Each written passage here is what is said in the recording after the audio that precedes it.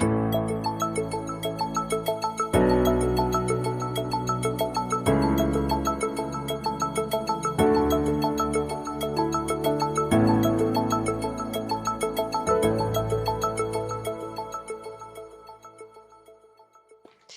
and welcome to The Well of Inspiration. It is a Cradle of Life production where we give you motivational content, inspiring content, content that allows you to think a little bit more outside the box, content that allows you to grow and harness your skills and put different things into perspective for your personal life and your business.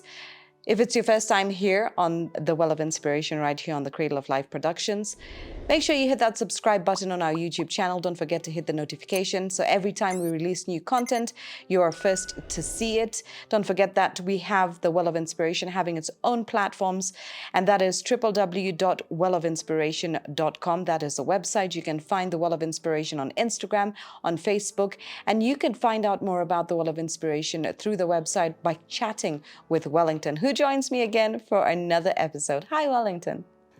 Hi, Dawn. How are you doing today? I'm great. I'm great. Yourself? I'm doing very well. I'm not complaining. Everything is okay. Fantastic. How's the island?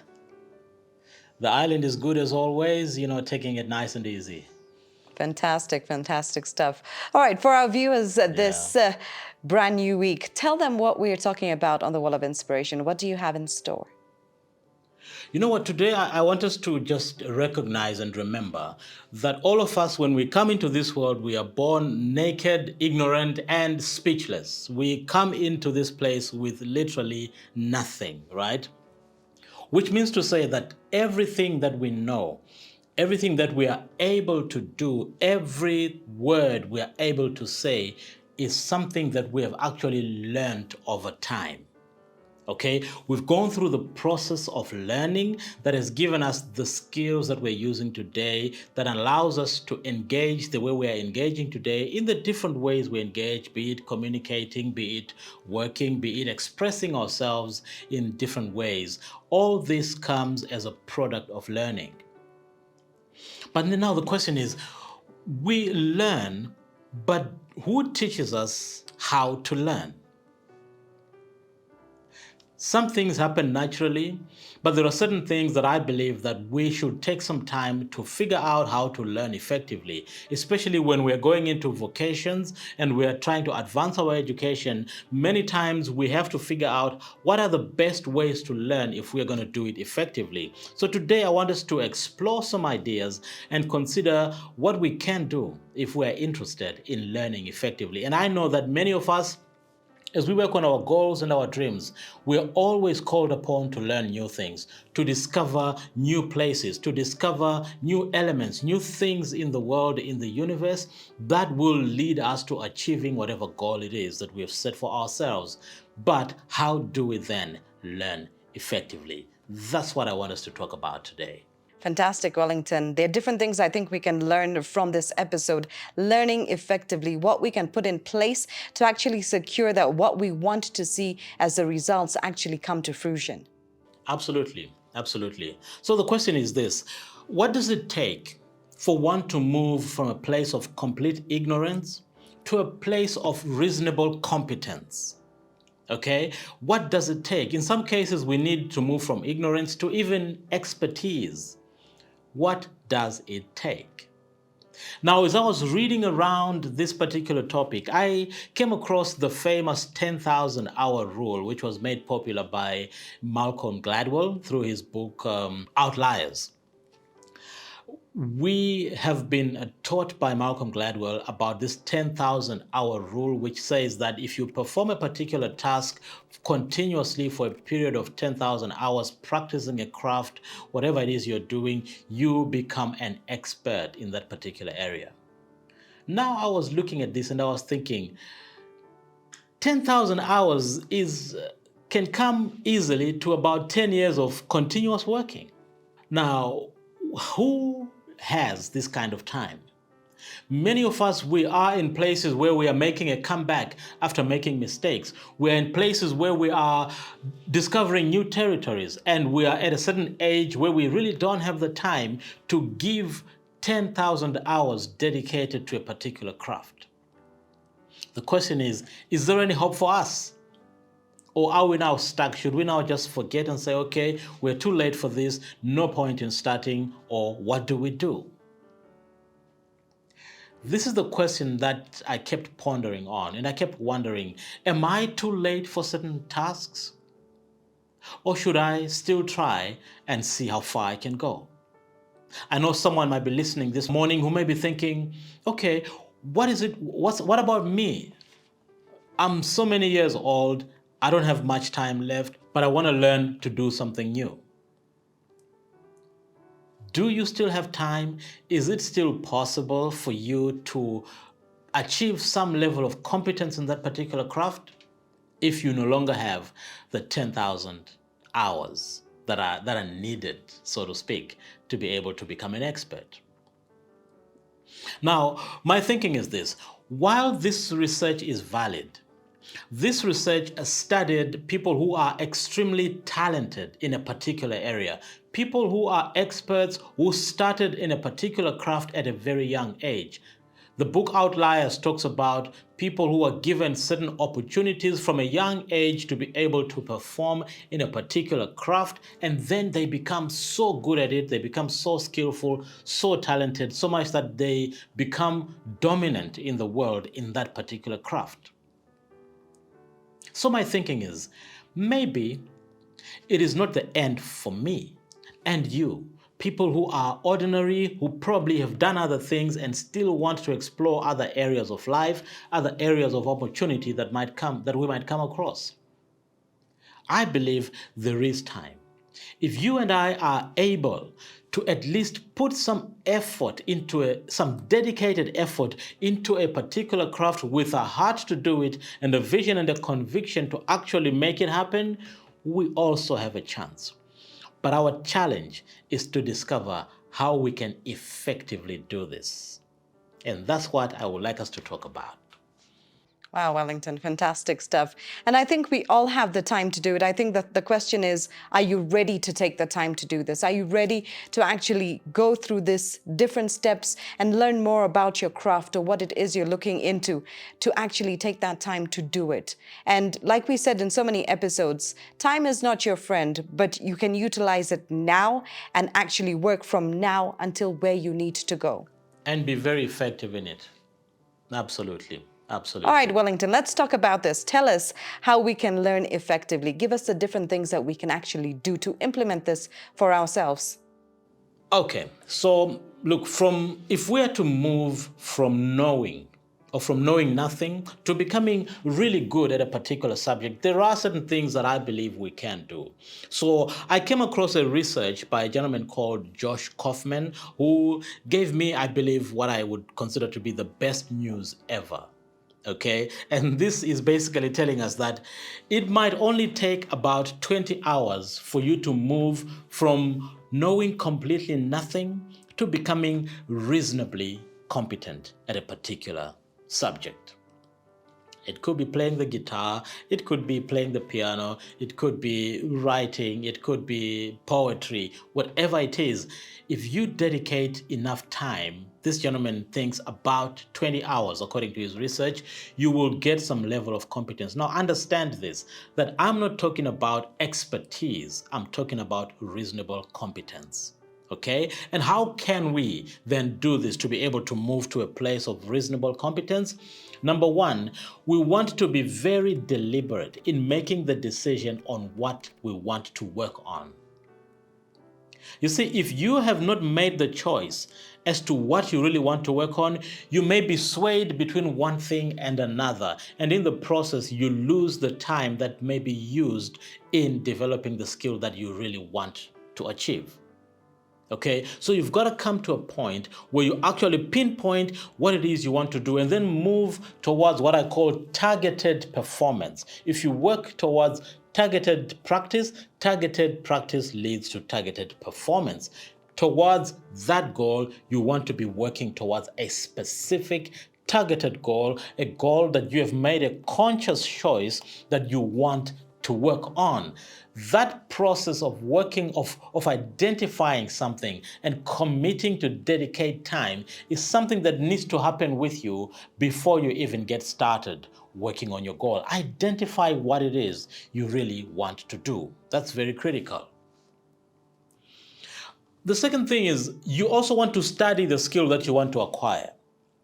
And how you can do this is by really just deconstructing the skill. Most of the things we think is one skill are actually a combination of different things. Like driving a car, for example, you've got to know what to do with the steering. You've got to know what to do with your feet. You've got to know what to do with your eyes while you're driving. You've got to understand the role of the seatbelt. You've got to know a few important things about what goes on the road signs, road markings, and things like that. For you to become competent at driving a car, it means breaking down these components and beginning to master them one by one. Okay, if you do this, then you are setting yourself up for a great possibility of actually becoming competent at this particular skill you want to do. If we talk about playing a piano, for example, you've got to learn what to do with your fingers. You've got to understand how to read the music. You've got to know what the keys on the piano really mean, the white keys and the black keys. What do they stand for? What is a half note? What is the scale? You want to be able to understand all these critical things that are necessary for you to be able to achieve competence. Once you deconstruct and understand the small components around this particular skill, then you can attack them one by one, learning and combining them, bringing them together, and therefore moving towards a place of reasonable competence. That's the second thing I suggest that you consider doing. And once you identify these things, then it's time for you to practice. Okay, so maybe when we come back from our break, Dawn, we can go and get a drink of water for the time being. We come back, we're going to go through a couple more ideas that I think are useful and important. And if we are to learn certain skills effectively, or if we are to learn anything at all rather effectively.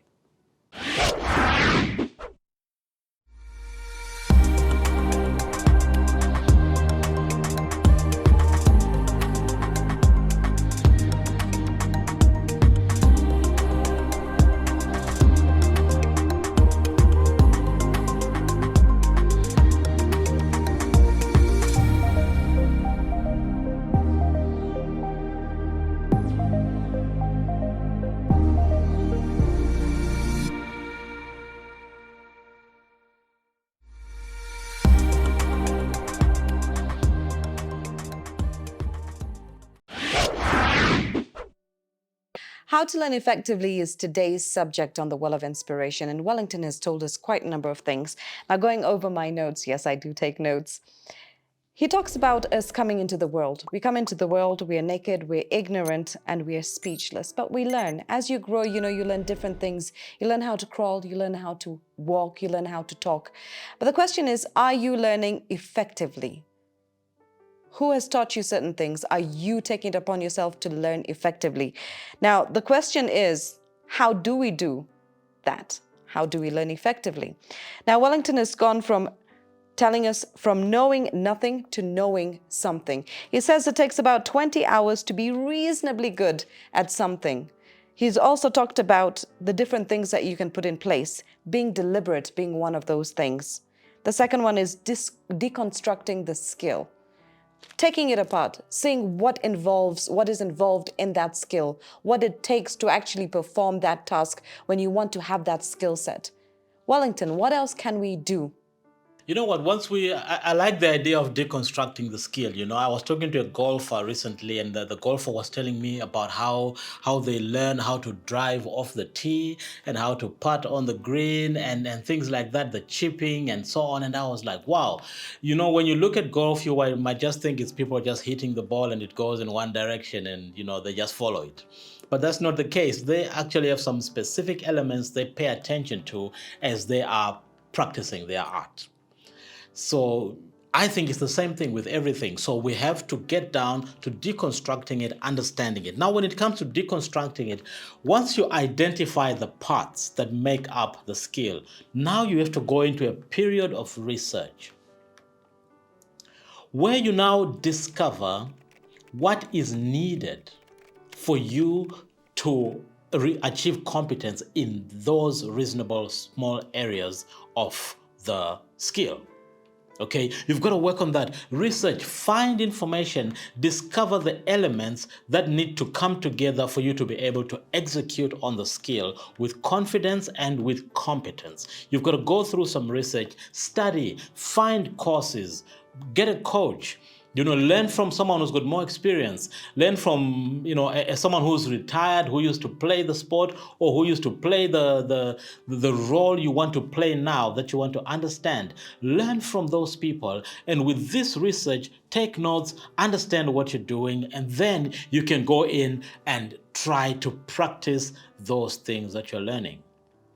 And you've got to do it over and over again until you achieve the reasonable level of confidence. This part of doing it over and over again is where many of us stop. Because you do it once, you do it twice, and then you are like, okay, I'm getting tired. You try again, you say, okay, I'm tired for today, let me come back tomorrow. And then maybe tomorrow you don't come again, and then you try another day. The minute you keep putting distance between your practice sessions, that's when you then lose the momentum towards becoming competent. Okay, so you've got to research and then use your research, skimming through information, but then taking the practical elements and using them in real practice. Okay, that's researching. Now, the next part is something I want us to be very careful with. Many times we talk about the challenge that many of us face when it comes to focusing on doing something. Sometimes the reason why we struggle to focus is because we have not removed the barriers around us that can lead us to failing to practice what we need to practice. If you're going to be playing the piano, you've got to make sure that the piano is available where it's supposed to be, and then you remove things that can distract you from actually playing the piano. Okay, you might not want to be having a TV next to you where you'll be, checking out what's going on in the world while you're trying to learn the keys. You might want to, remove certain things around you that will derail you from the practice that is necessary for you to become competent at whatever you're doing. So it's very, very important. If you are studying for a college degree, for example, you've got to then make sure the environment you create for yourself is free of the distractions that will stop you from studying as much as you need to study. Okay, these things that we have around us, and social media has become a clutch for many people. Unfortunately, we look at it and it kind of affects our focus, our span of attention. But we've got to make sure that if we are deliberate that we want to practice and get good at a particular skill, then we've got to look at all these elements, the elements that might distract us from the focus that is necessary for us to achieve the competence that we are looking for.